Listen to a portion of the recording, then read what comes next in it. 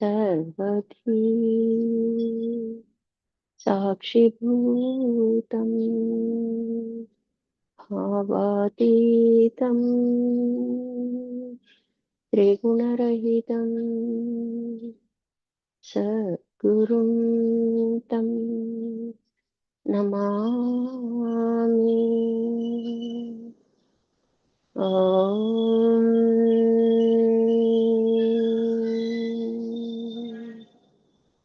नमो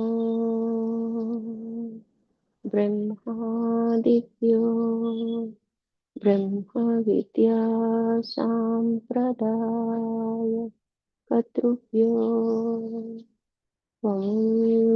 ऋषिभ्यो महाभ्यो नमो गुरुभ्यः। सर्वोपप्लवरहित प्रज्ञानघन प्रत्यगतो ब्रह्मैवाहमस्मि अहं पदार्थरहितः। सदाशिवसमारम्भा व्यासशङ्करमध्यमाम् अस्मदाचार्यपर्यन्ताम् वन्दे गुरुपरम्पराम्। ॐ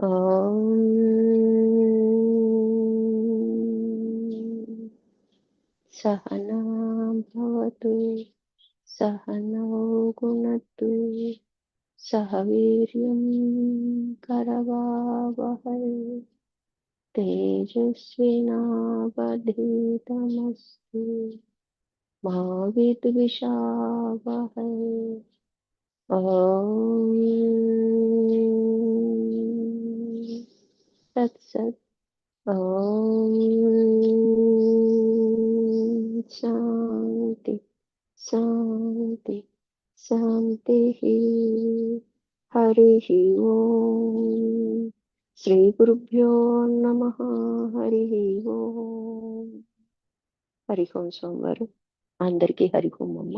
పరిప్రశ్న మనం సాక్షి భావన సాధన తెలుసుకుంటున్నాం, అన్నం చేసుకుంటున్నాం.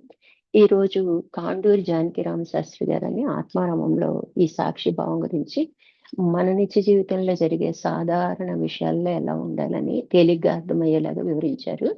అది తెలుసుకుందామమ్మా. అయితే మన పాగోలాశ్రమాన్ని కూడా ఈయన సందర్శించారు.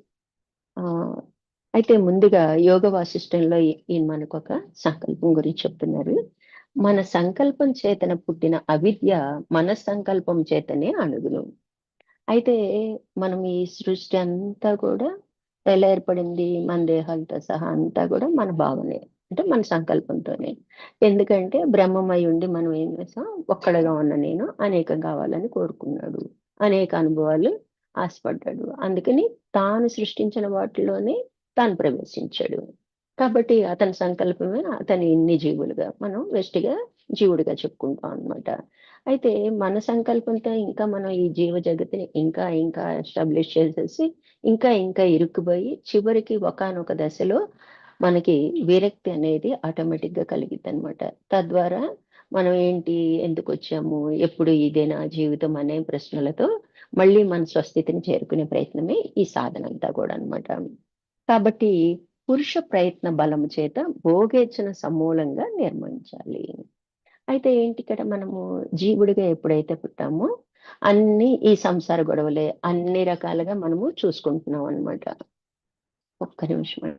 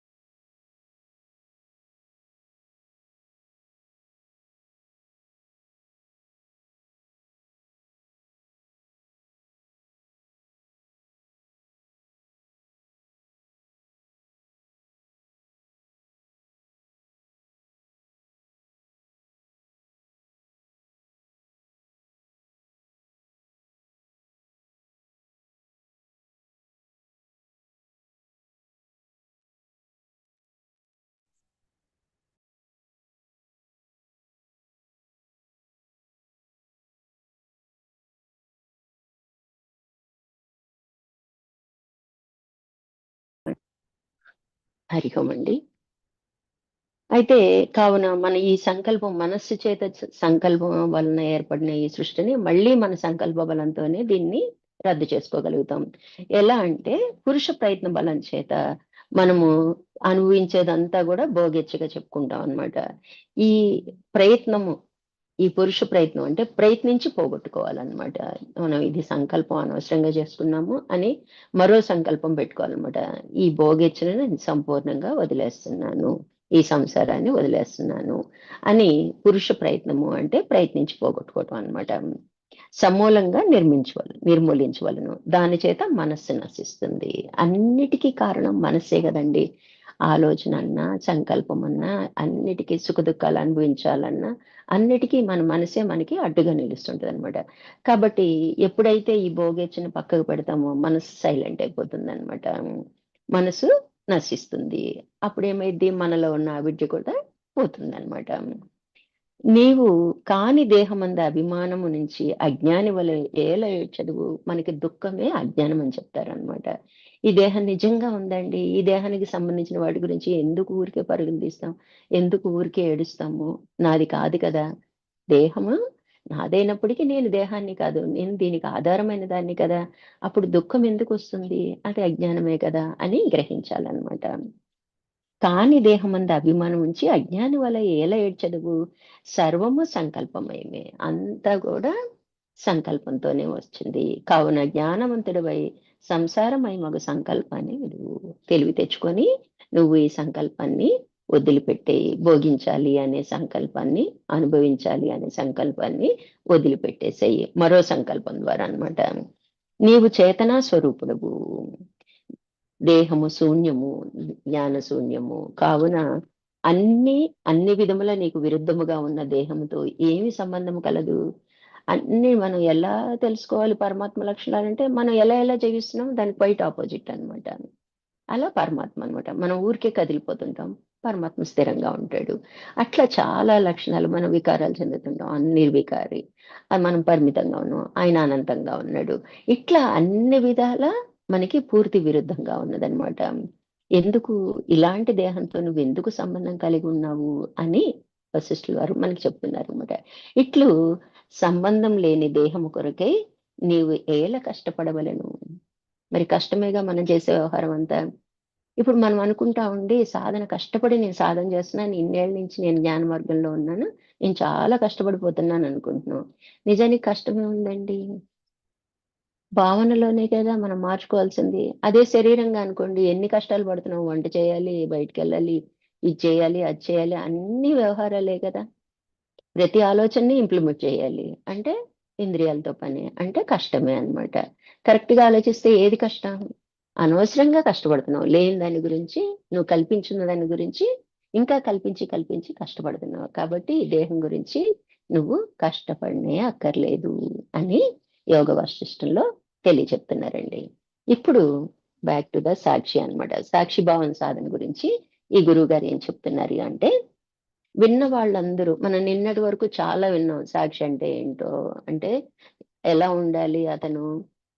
దగ్గరగా ఉండాలి, అన్నీ వింటూ ఉండాలి, నిరూకారంగా ఉండాలి. అలా అంటే లైక్ ఏ పరమాత్మలా ఉండాలి. అంటే వింటున్నప్పుడు మనకేమనిపిస్తది? అందులో కొన్ని మెథడ్స్ కూడా తెలుసుకున్నాం. ఇంతేనా అనిపిస్తదనమాట. అంటే కొంతమంది అర్థమైనట్లే ఉంటది. పూర్తిగా అర్థం ఎలా అయ్యిద్దంటే, మన సాధనలోకెళ్ళాకే పూర్తిగా అవుద్ది. అప్పుడు డౌట్‌లొస్తుంటాయన్నమాట మనకి.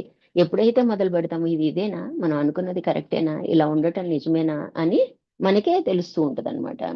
అర్థమైనట్లు కాదు. నిజానికి మనకిప్పుడు తెలిసిందంతా మనం చేసే సాధనంతా నిజంగా తెలిస్తే కనురెప్ప పాటే గదండీ!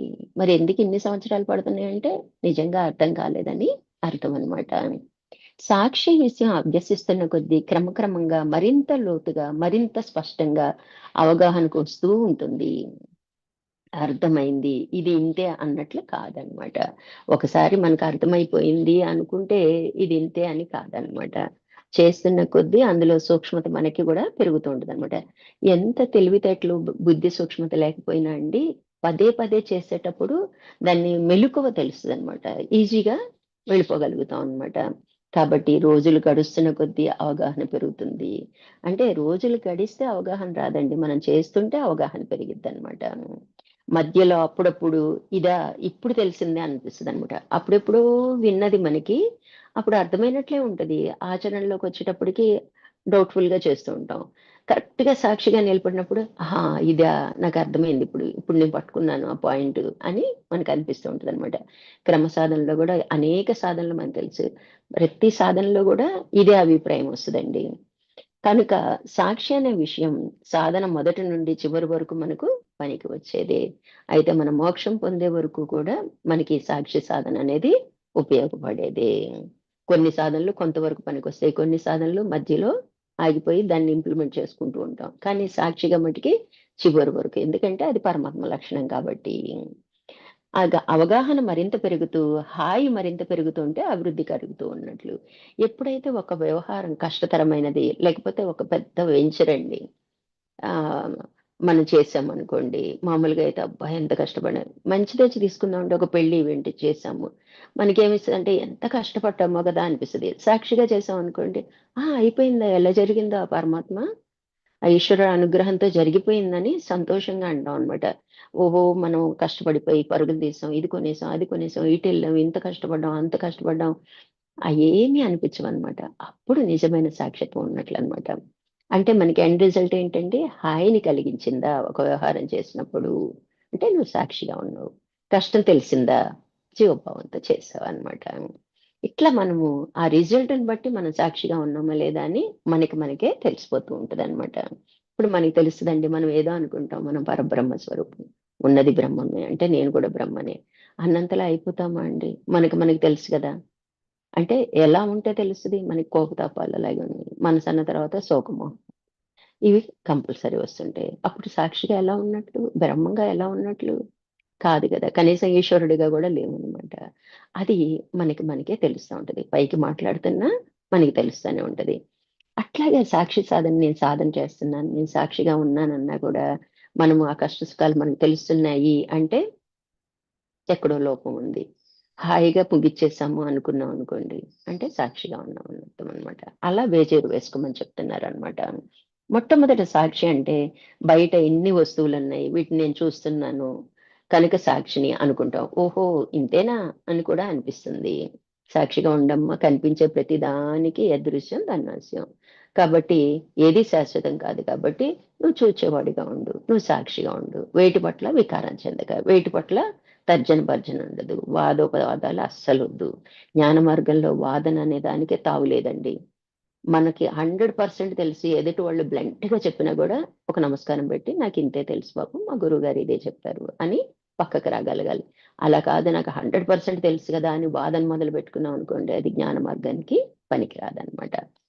ఈ పాయింట్ ఒకటి జాగ్రత్తగా గుర్తుపెట్టుకోవాలండి సాధకులు. కాబట్టి బయట ఉన్న వస్తువులకి అన్నిటికి సాక్షిని అనుకుని ఇంతేనా? అయితే సాక్షిత్వం వచ్చేసినట్లే అనుకుంటాం అనమాట. నెమ్మదిగా అందులోకి దిగిన తర్వాత మన కష్ట సుఖాలన్నీ తెలుస్తుంటాయన్నమాట. కొంచెం లోతుగా చూస్తే చూడటం మాత్రం చేత సాక్షి కాదు. చూసినంతలోనే సాక్షి అయిపోవు. మరి ఎలా ఉండాలండి? అసంగంగా ఉండాలి. అంటే అందులో దూరిపోకూడదు. సంగత్వం చెందకూడదు. అంటించుకోకూడదు. అంటే అసంగంగాను చూచే వస్తువుల మీద అభిమానం మమకారం లేకుండా వాటి కష్ట నష్టాలు తాను చెల్లించకుండా ఉండటమే సాక్ష్యాన్ని తెలుస్తుంది. మనకేదైనా అపురూపమైన వస్తువండి. ఎవరో వచ్చారు దాన్ని చేతిలో ఇటు తిప్పి, అటు తిప్పి చూస్తుంటే మన మనసు విలవిలలాడిపోతుంటది. కొత్త సోఫా సెట్ తెచ్చి వాళ్ళు కాళ్ళు పైకి పెట్టుకొని కూర్చున్నారు. మన మనసు విలవిలలాడంటే అభిమానం, మమకారం 2 ఉన్నాయన్నమాట. ఇంకా సాక్షిత్వం ఎక్కడిది? అంటే దేనికైనా కూడా మనం సిద్ధమై ఉండాలన్నమాట. అందుకే సింహ హృదయం అన్నారన్నమాట. ఇట్లా వాటి కష్ట నష్టాలకి చెలించకుండా ఉండాలి. అయ్యయ్యో! పడిపోద్ది జాగ్రత్తగా పట్టుకోరా అంటాం. ఇగ మనకి కొంచెం పెద్దోళ్ళనుకోండి చెప్పలేక లోపల బాధపడిపోతూ ఉంటాం అనమాట. ఇవేమీ కలగకూడదు. లోపల కలగకూడదు, బయట అనకూడదు. అంటే స్పందన, ప్రతిస్పందన ఆత్మ లక్షణం అనమాట. ఈ 2 లేకపోతే ఆత్మగా జీవించినట్లనమాట. ఇట్లా తెలుస్తుంది. అసంగం, సాక్షి 2 ఒక్కటే అని తెలుస్తుంది. ఎక్కడైతే సంగత్వం లేదో సాక్షిగా ఉన్నట్లే 2 ఒక్కటే అని మనకి తెలియాలన్నమాట. ఈ అర్థంతో చూసినప్పుడు సాక్షిగా ఉండటం కష్టమే అనిపిస్తది. అమ్మో! చాలా కష్టమే ఈ లెక్కన నేను సాక్షిగా ఉండటం అని మనకి తెలిసిపోతుందనమాట. అస్ అసంగ దృష్టితో చూడటం ఒకసారి కుదిరి, ఒకసారి కుదరక తిప్పలు పడవలసొస్తుంది. అయితే మనకు పట్టుదలుంది. సాధన చేయాలి. నేను ఎట్లైనా సరే దుఃఖం కలుగుతుంది. నేను సాక్షిని. నాకెటువంటి వికారం లేదు.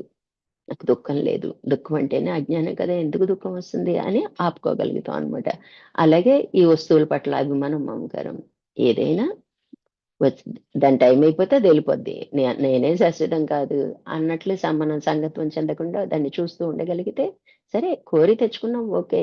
అది అలాగే ఉండిపోవాలంటే ఉండదు గదా! అదొక్కటి మనం గుర్తుంచుకోవాలనమాట. అలా జాగ్రత్తగా సంగత్వం లేకుండా ఉంటే సాక్షిగా జీవించినట్లే.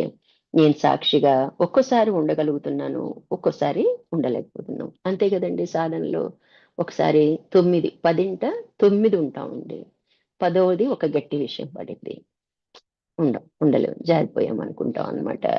సుఖదుఖాలలో మునిగిపోతున్నాను అనే అనుభవం కలుగుతుంది. దానికి సాక్ష్యం ఏంటి అంటే, నాకు సుఖమొచ్చింది, నాకు దుఃఖమొచ్చింది. అప్పుడు నాకు సాక్షిత్వం గుర్తు రాలేదు.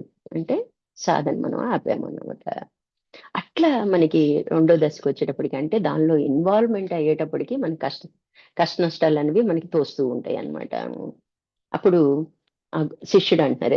అంటే గురు శిష్య సంవాదంగా ఇక్కడ చెప్పారండి. శిష్యుడు అంటారు. ప్రస్తుత నా పరిస్థితి అదే. అంటే మనలాంటి వాడనమాట. ఆ విధంగా కొంతకాలం సాధన చేసిన వారికి మరింత లోతుగా చూసే వస్తది. ఎప్పుడైనా అంతే గదండీ! ఎక్కువ టైం దాని మీద మనం కాన్సంట్రేట్ చేస్తూ ఉంటే లోతుగా చూడటం తెలుస్తది. సూక్ష్మంగా అర్థమవుతూ ఉంటదనమాట. పనైనా, వ్యవహారమైనా, సాక్షిత్వమైనా, సాధనైనా అనమాట. మనం అనుకుంటే అవ్వదండి. చెయ్యాలి. చేస్తేనే జరిగిద్దనమాట. ఈ విధంగా కొంతకాలం సాధన చేసిన వారికి మరింత లోతుగా చూసే శక్తి వస్తుంది. సాక్షి అనేది కాసేపు ఉండి, కాసేపు పోయేది కాదు. ఎప్పుడూ ఉండేదని తెలుసుకోవాలి. అయితే గురువుగారు ఏం చెప్తున్నారు? మనం చేసినప్పుడే సాక్షి ఉంది నాలో. నేను సుఖదుఖాల్లో మునిగిపోయాను, సంగత్వం చెందాను అన్నప్పుడు నాకు సాక్షిత్వం లేదు అని అనుకోవటానికి లేదు. నువ్వు గుర్తించినా, గుర్తించకపోయినా నువ్వు సాక్షివే. నీలో సాక్షిత్వం ఉంది. మనలో తెలుసుకునే తెలివి ఎలా ఉందో దానికే మరొక పేరు సాక్షి. కదా! మనలోనే ఉంది గదా! అది ఎక్కడో లేదు గదా! ఇప్పుడు మనం తెచ్చిపెట్టుకొని ఎక్కడైనా వాడుకున్నాం. వస్తువుల్లాగా బజార్‌కెళ్ళి కొనుక్కొచ్చుకొని వాడుకున్నామా? కాదు గదా! ఆ విషయం ముందు గ్రహించమని చెప్తున్నానన్నమాట. నువ్వు అవునన్నా, కాదన్నా సాక్షిత్వం ఎప్పుడూ ఉంది. అది నువ్వు గుర్తించి పాటిస్తే ఓకే. స్థిరం నిలదొక్కుంటావు. లేదా పడిపోతూ లెగుస్తూ ఉంటావన్నమాట. అయితే సాక్షి అంటే శిష్యుడు అడుగుతున్నాడు. సంఘం అనుకుంటున్నాం కదా! అసంగంగా చూడటం ఎల్లవేళలా కుదరటం లేదు. కనుక సాక్షి ఎప్పుడూ ఉండేది అనటం మింగుడు పడటం లేదు. అంటే సాక్షి అంటే అసంగం అని చెప్తున్నారు కదా! మరి అసంగంగా చూడటం అన్ని వేళలా కుదురుతుందా అంటే మరి సాధకుడికి కుదరదు. పడుతూ లెగుస్తూనే ఎళ్తాడు. ఇవాళ 10% సంగత్వం చెందితే రేపు 9% వస్తది. లేతే 100% నుంచి 99కొస్తది. అంటే ఇంప్రూవ్‌మెంట్ ఉన్నట్టే గదా! అంటే ప్రయత్నం లోపం లేకుండా మనం చేస్తూ వెళ్తే ఖచ్చితంగా ఒకనాటికి జీరో సంగత్వం ఉంటదనమాట. అసంగంగానే ఉండగలుగుతాం అనమాట. అనటం నాకర్థం కావట్లేదండి అని శిష్యుడు అడుగుతున్నాడంట. గురువుగారు ఏం చెప్తున్నారంటే, సాక్షిగా ఉండలేకపోతున్నాననే భావాన్ని పరిశీలించి చూడాలి. ఎందుకు ఉండలేకపోతున్నాను? ఏ విషయంలో ఉండలేకపోతున్నాను? ఆ విషయం నా పట్ల ఏంటి? నాకు మమకారం ఉందా? అనురాగం ఉందా? లేకపోతే దాని పట్ల భయముందా? లేదా ఏమన్నా ఆలోచిస్తున్నానా? అనేది అసలు సాక్షి అనేది ఇంకోసారి మనం పరిశీలించుకుందామని చెప్తున్నారనమాట.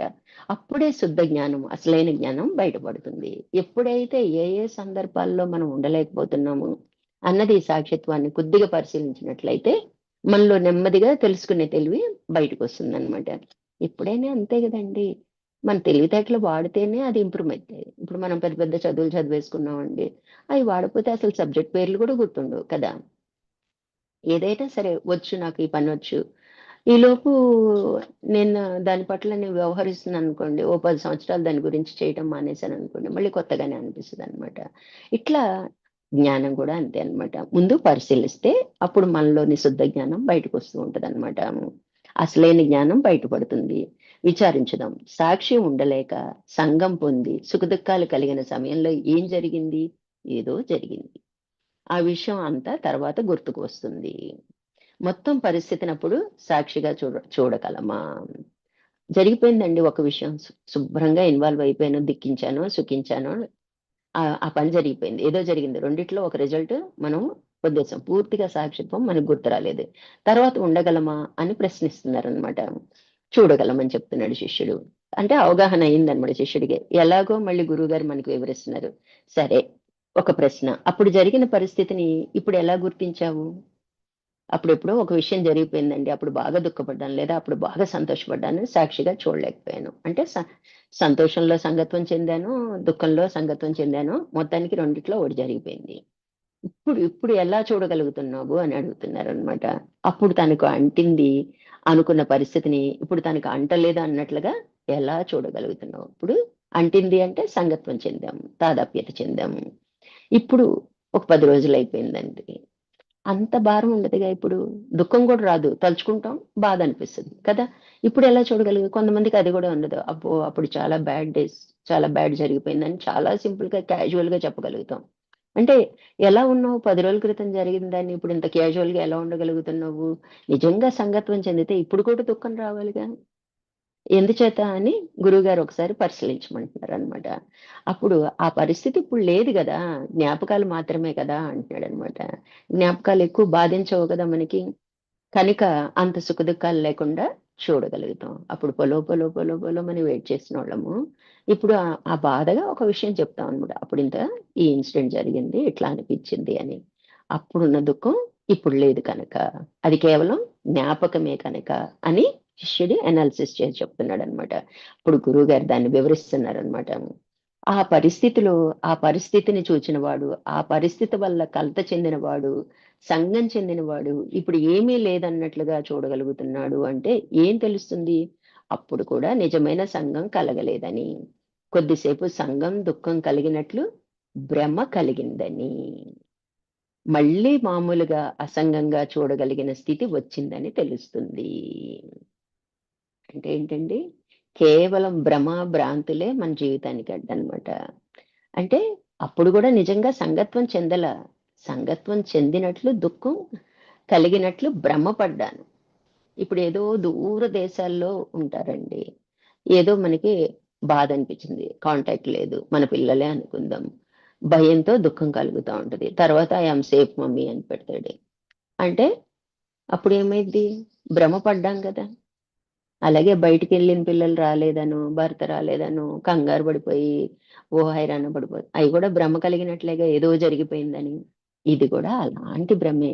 నిజంగా నువ్వు దుఃఖపడలేదు. దుఃఖపడితే ఆ దుఃఖం ఎప్పటికీ ఉంటది. అంటే అప్పుడు ఏదో నష్టం జరిగిపోయిందని నువ్వు దుఃఖించావు. అది భ్రమే అని గురువుగారు మనకి వివరిస్తున్నారనమాట. అర్థమవుతుందండి?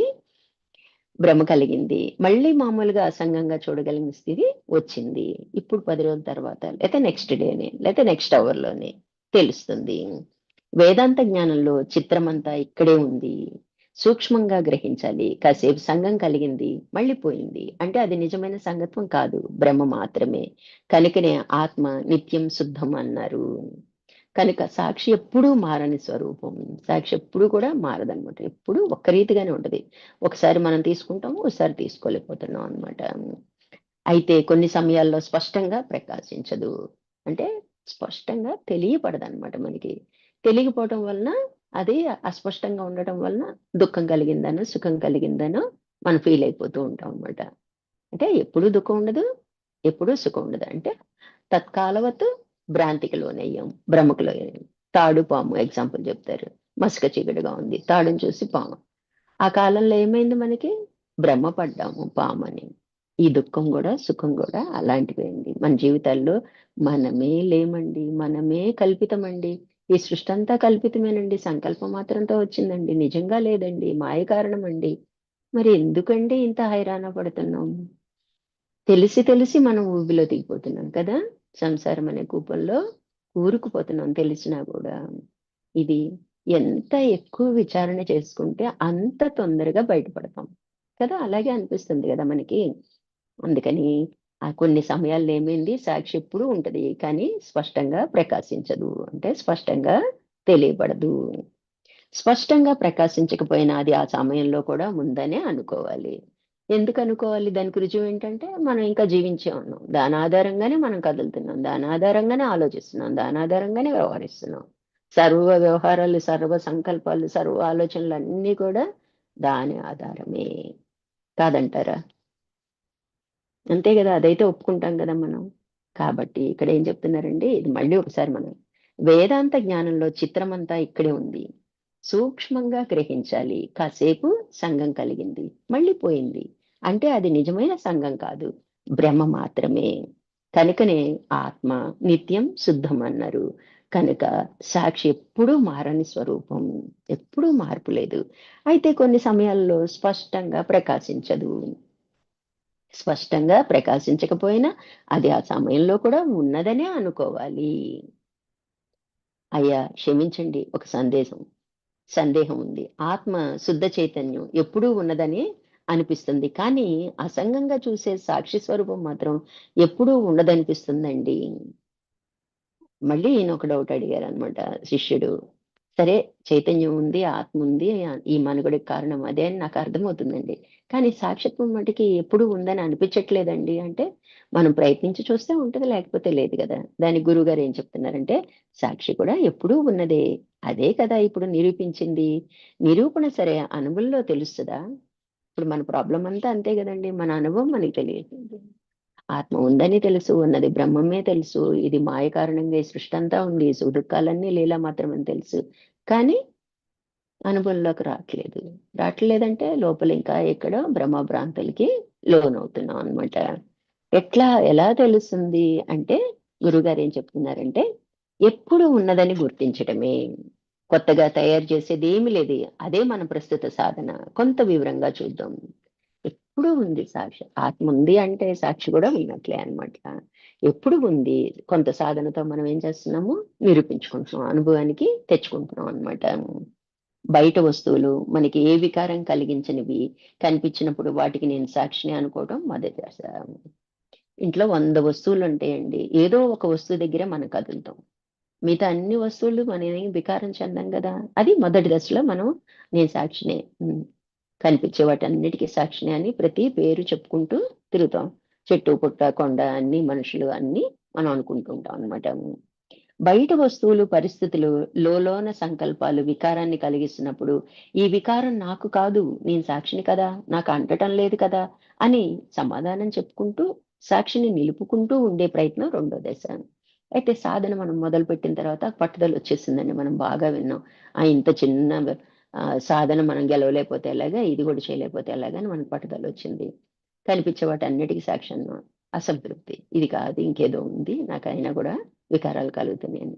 అంటే అప్పుడు మనలో వికారాలు కలుగుతూ ఉంటాయి, కొన్ని వస్తువుల పట్ల కొన్ని పట్ల.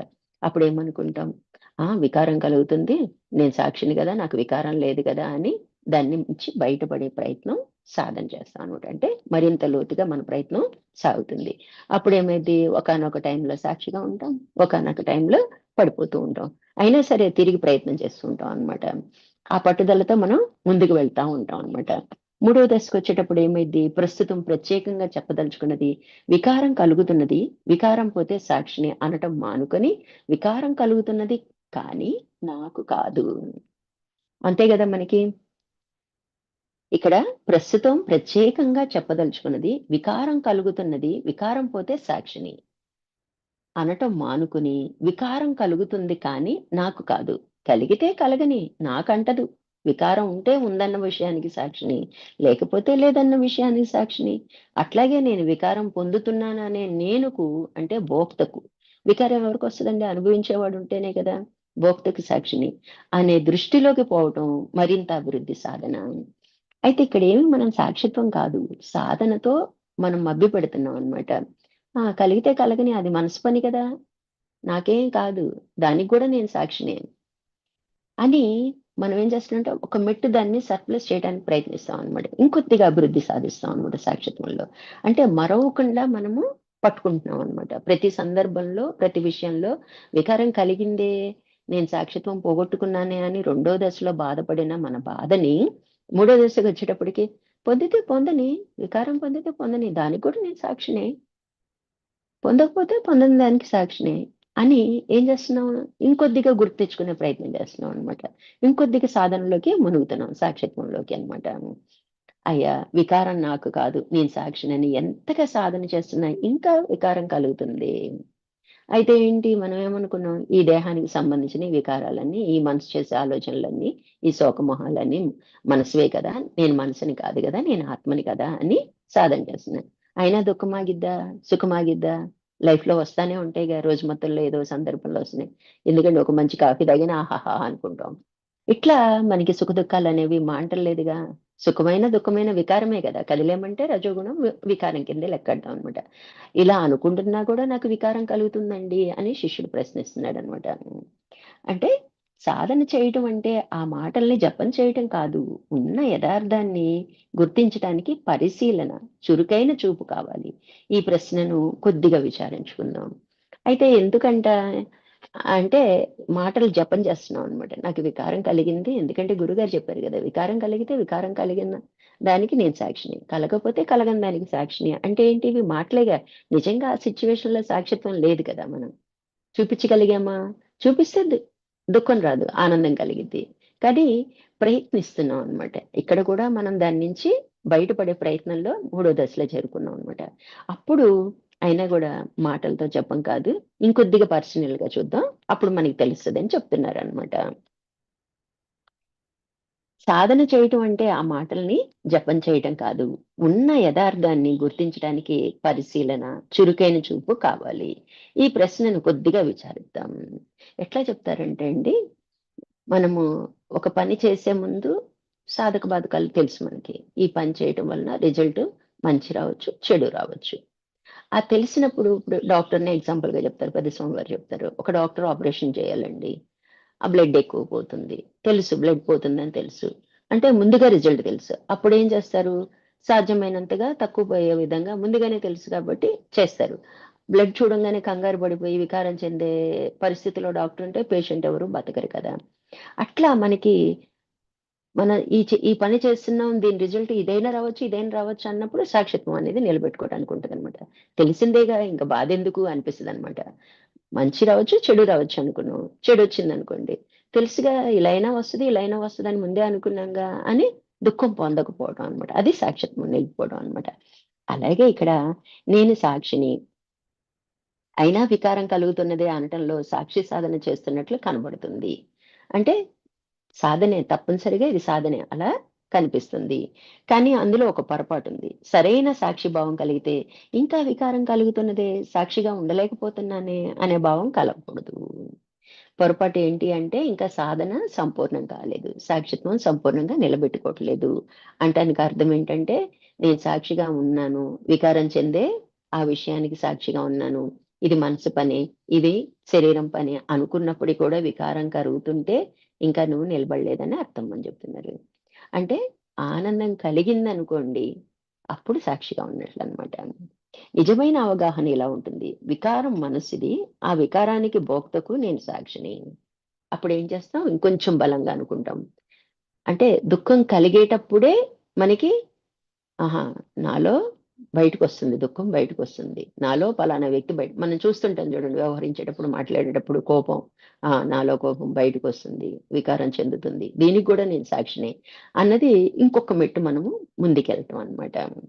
అయిపోయాక అనుకోకుండా అన్నమాట. ఆ విధంగా చూచిన సుఖదుఖాలు కలుగుతూనే ఉన్నాయే. అలా చూసినా గూడా నాకింకా సుఖదుఖాలొస్తున్నాయండి అంటున్నాడన్నమాట. కలిగితే కలగని, వాటన్నిటికి సాక్షిని. ఏం కలిగితే వాటన్నిటికి సాక్షిని అనుకున్నామనుకోండి. అంటే మాట వరుసకి కాదండి, దాని గుర్తు ఇంకో గుర్తు చెప్తున్నారనమాట. మనం ఏదైనా తిన్నామండి, మనము దాన్ని సాటిస్ఫై అయ్యాం, తృప్తిగా ఉంది, ఆనందించానంటే తిన్న భావం ఉంది. అంటే అనుభవించిన భావం ఉంది. దాని ఫలితాన్ని అనుభవించాము. బావుందని సంస్కారాలు మనకి ఏర్పడ్డాయి. అంటే అంతా అయిపోయిన తర్వాత వాటన్నిటికి నేను సాక్షిని అని అనుకుంటే అయిపోదండి. అంటే బలంగా అనుకున్నట్లయితే, బలంగా అనుకున్నావా లేదా నేను సాక్షిత్వం, అక్కడ జారిపోయామండి. ఇక్కడ నిలబెట్టుకునే ప్రయత్నం చేస్తున్నాము. బలంగా అనుకుంటే దాని రిజల్ట్ ఎలా ఉంటదంటే, మళ్ళీ తినాలనిపించదు, మళ్ళీ చేయాలనిపించదనమాట. ప్రవృత్తి మార్గం ఏంటి? మళ్ళీ మళ్ళీ చేయాలనిపిస్తది. మళ్ళీ మళ్ళీ ఆలోచన చేస్తాం. ఒక నచ్చిన కూరుందనుకోండి, మళ్ళీ రేపు వండుకుందాం, మళ్ళీ కాసేపయిన తర్వాత తిందాం. ఇలాంటియి ఉండవనమాట. ఇలా మనము కొన్ని చిట్కాలు పాటిస్తే మనం ఎంతవరకు సాధనలో ఉన్నామో మనకి తెలుస్తదనమాట. అదే ఇక్కడ చెప్తున్నారనమాట. అక్కడ సాక్షిభావం చాలటం లేదు, సుఖదుఖాల సుడిగుండంలో కొట్టుకుంటున్నాను. సాక్షిభావం చాలటం లేదు అనే భావానికి కూడా సాక్షి. నాకు సాక్షి. ఎప్పుడైనా చూడండి, మనం జరిగేది జరిగిద్ది. మనం పాజిటివ్ పెట్టట్లేదు. ఇవాళ స్వామివారు ఒక ఆర్టికల్ యద్భావం తద్భవతి గురించి చెప్పారు. మనం అనవసరంగా ఫిల్ చేసుకుంటున్నామంట నెగటివ్‌ని మనలో. పాజిటివిటీ పోతుందంట. యద్భావం తద్భవతి. మనం ఎప్పుడు కాదు, మన పెద్దలు చెప్తూనే ఉంటారు. ఎప్పుడు పాజిటివ్‌గానే ఆలోచించు, పాజిటివ్‌గానే ఆలోచించండి. అలా ఇక్కడ మనం నేను జారిపోతున్నాను, జారిపోతున్నాను అనుకుంటే అయిపోయిందేదో అయిపోయింది కదా! దానికి కూడా నేను సాక్షినన్నాననుకోండి. నిజంగా సాక్షిత్వం లేకపోయినప్పటికీ మనం పడిపోయానన్న బాధని ఇంకా ఇంకో 2 మెట్లు దిగే బదులు, ఆ మెట్టు దగ్గర నిలబడిపోతాం అన్నమాట. మళ్ళీ ఇంకోసారి ఆ విషయం జరిగినప్పుడు మనకి సాక్షిత్వం వస్తదన్నమాట. ఇది గ్రహించు. సూక్ష్మంగా గ్రహించు. దుఃఖానికి సాక్షివి, భోక్తకు సాక్షివి, సాక్షిని కాదేమో అనే భావానికి కూడా సాక్షివి. అన్నిటికీ అసంగంగా ఉండు. ఇంతకు మునుపు బయట వస్తువులతో అసంగంగా ఉండటానికి ప్రయత్నించినట్లుగా, ఇప్పుడు లోన కర్త, భోక్త, దుఃఖం, సుఖం, సాక్షిని కాదేమో అనే భావాలన్నిటికీ కూడా నీవు సాక్షివి. ఇవన్నీ ఎవరండి? కర్త, భోక్త, సుఖం, దుఃఖం, సాక్షిని కానేమో, జారిపోయానేమో, ఇవన్నీ ఎక్కడయి? అంతరములోయి. మన ఆలోచనలేగా ఇవన్నీ. ఇప్పుడు బయట కనిపించే వస్తువులకి, ప్రతి కనిపించే పేరు పేరున అన్నిటికి సాక్షిగా చెప్పుకున్నాం. ఇప్పుడు లోపల కలిగే ప్రతి ఆలోచన, ప్రతి మాటకి సాక్షిగా అనుకుంటాం అన్నమాట. అంటే అదే సాధన మరి.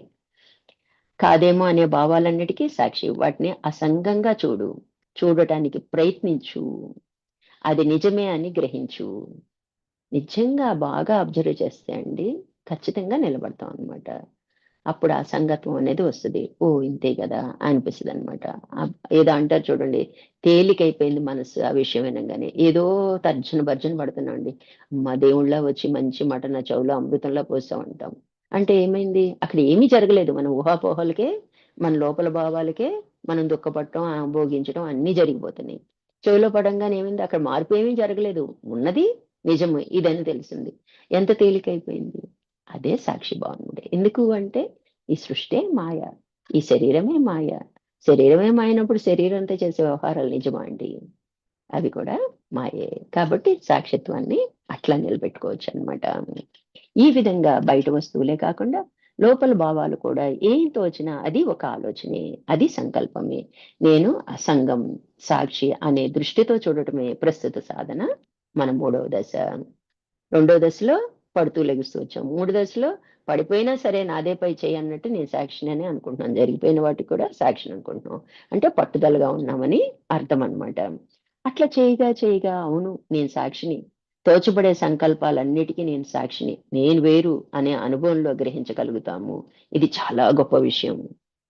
2, 3 విషయాలకి మనం సాక్షిగా గట్టిగా నిలబడిపోతేనండి, మూడో విషయం దగ్గరికి అవును నేను సాక్షిని. ఎందుకు బాధపడాలి? అంతే. ఆగిపోతాం అన్నమాట. ఎందుకు చెప్పాలి? ఎందుకు స్పందించాలి? ఎందుకు వికారం చెందాలి?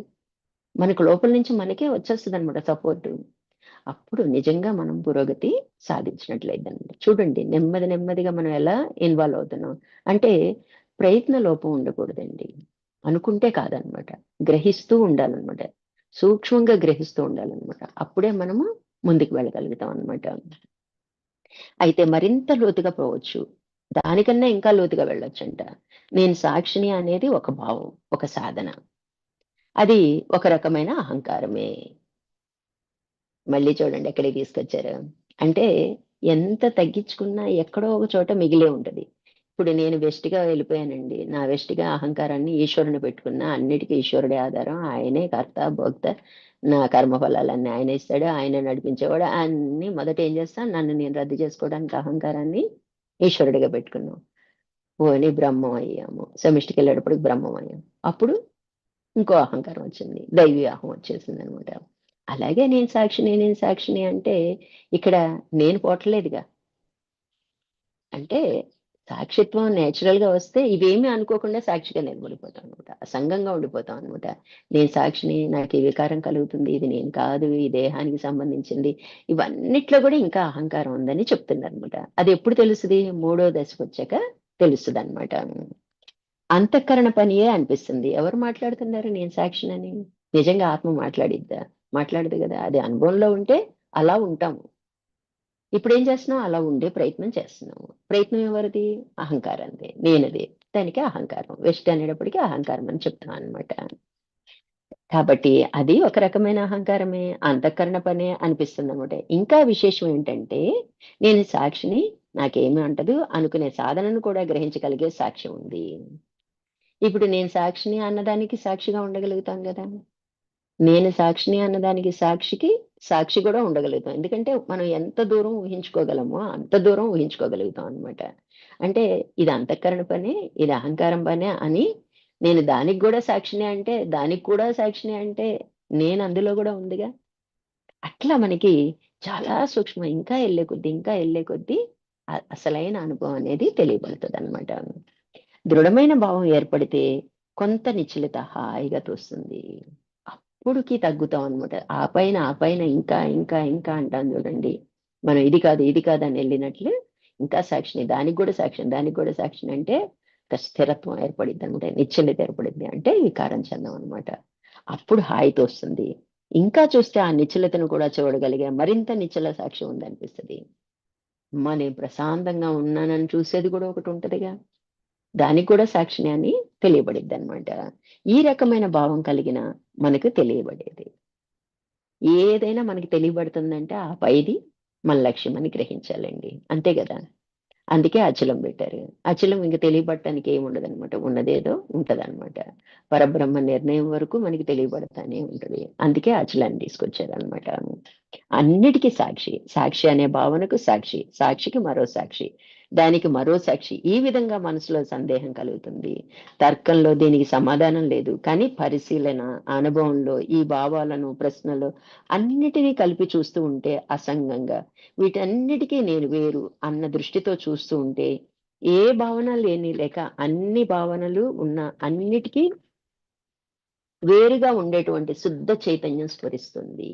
అలా చూడగా అంటే సూక్ష్మంగా అంటే దాని లోపల మనం తరిచి మనకి కలిగే అనుభవాల నుంచి ఇంకా ముందుకనమాట. వెళ్ళే కొద్దీ ఏమైద్ది మనకేం తెలుస్తది? చైతన్యం స్ఫురిస్తదని. ఆహా! అని పట్టుకోగలుగుతాం అనమాట.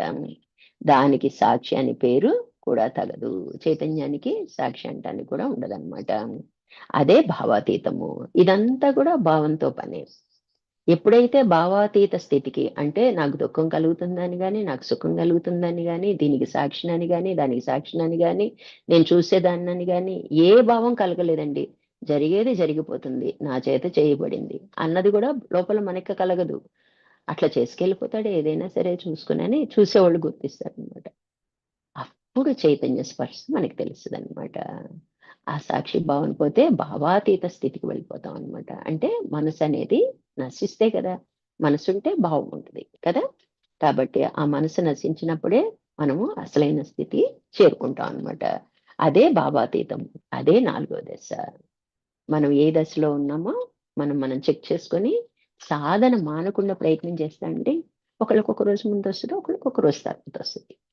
ఫలితమైతే ఖచ్చితంగా వస్తుంది. ప్రయత్నం చేసిన ఎవ్వరికీ కూడా ఫలితం రాకుండా ఉండదనమాట. నిరంతర ప్రయత్నం అనేది మనం చేయాలనమాట. మనం ఇప్పటికి ఎన్నో చెప్పుకున్నాం. ప్రాణాయామం చెప్పుకున్నాం, ధ్యానం చెప్పుకున్నాం, ఎన్నో చెప్పుకున్నాం. కానీ అల్టిమేట్‌గా చివరికి ఈ దశకే రావాలి. సాక్షిత్వానికే రావాలి. మరి అది ఇంత తేలిగ్గా చెప్తున్నారు మనకి. మనం సాధన చేయాలి గదా! మనం జాగ్రత్తగా సాధన చేయాలి గదా!